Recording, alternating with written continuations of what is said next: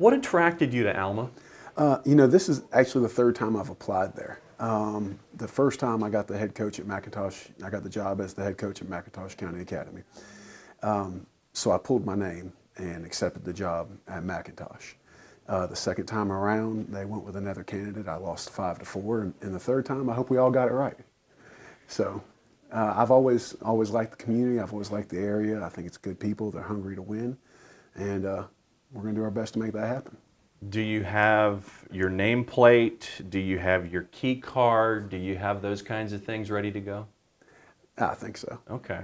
Because I've talked to coaches who've only been on the job a week, and they don't have their voicemail set up. They don't have their key cards yet. They don't have their parking space. So you're good in that regard? Yeah, well, they did bring me in at the end of January, beginning of February. So I've had a little time to get a few things established. Okay. So when you look at Alma as a football community and Bacon County as a football community, what do you see? I see a community that's hungry to win. There's a lot of support in the community. The kids are learning what it takes every day, and we're trying to build something special. Expectations this year then would be what?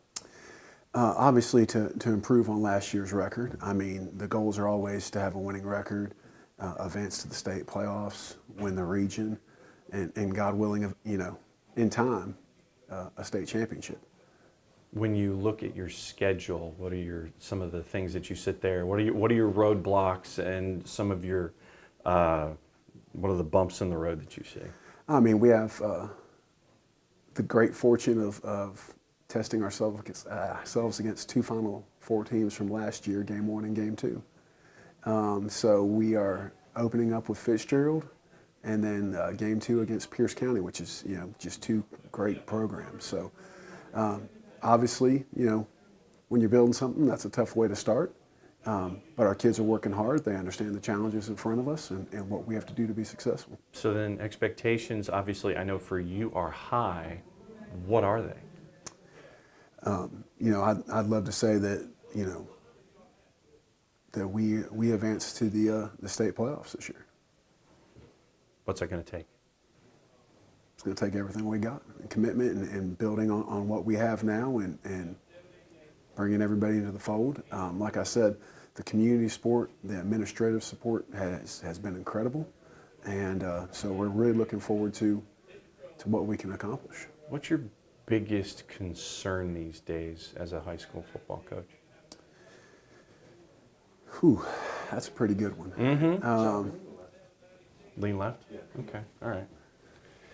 Nothing like going philosophical on Yeah. No, that's a pretty broad question. On purpose. On purpose.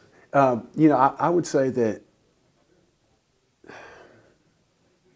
I mean, is it parents? Is it kids? Is it multi-sport athletes? Is it concussions? I mean, like I said, I left it broad on purpose because there's a lot of different things. There's a lot of things out there. There are coaches who will sit there and say it's one thing, and another coach will say it's another, and that's why I like to get this wide gauge of thought. That we're doing everything we can to develop great young men, because they're future leaders, husbands, fathers. Years to come, they're going to be the people that run our communities. I worry, are we doing everything we can to try to make those young men? There's a lot of things that face kids today, between drugs and everything else that are out there, and trying to teach them to make great decisions when a lot of people pull them in a lot of different directions. That would probably be first and foremost. I wish everybody was a multi-sport athlete on the athletic end. We do battle that some in Bacon County, but I'm looking to fix that over time.